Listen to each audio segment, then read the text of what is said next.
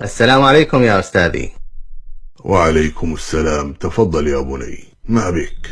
والله يا أستاذ 3 أسئلة حيرتني وأقلقتني. ما هي أسئلتك؟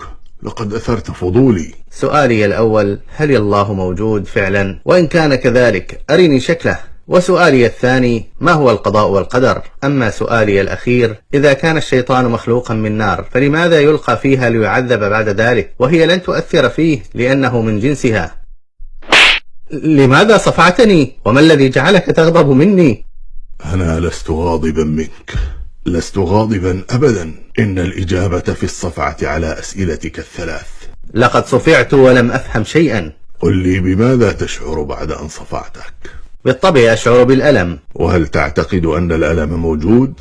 نعم. إذن أرني شكله. لا أستطيع.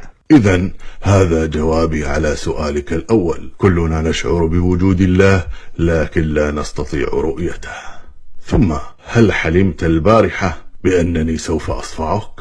لا طبعا. وهل خطر ببالك أنني سوف أصفعك اليوم؟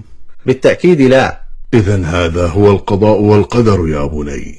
ثم يدي هذه التي صفعتك بها مما خلقت؟ تقصد أصل خلقها من طين. وماذا عن وجهك؟ من طين أيضا. ماذا تشعر بعد أن صفعتك؟ أشعر بالألم.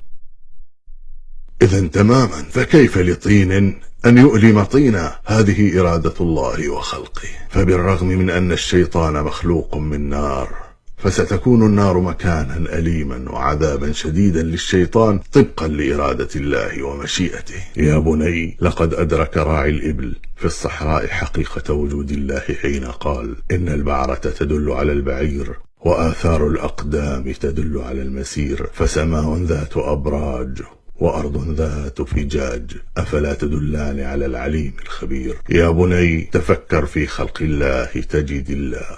انتهت الحكاية. شاركوها مع من تحبون ولا تنسونا من صالح دعائكم. مع السلامة.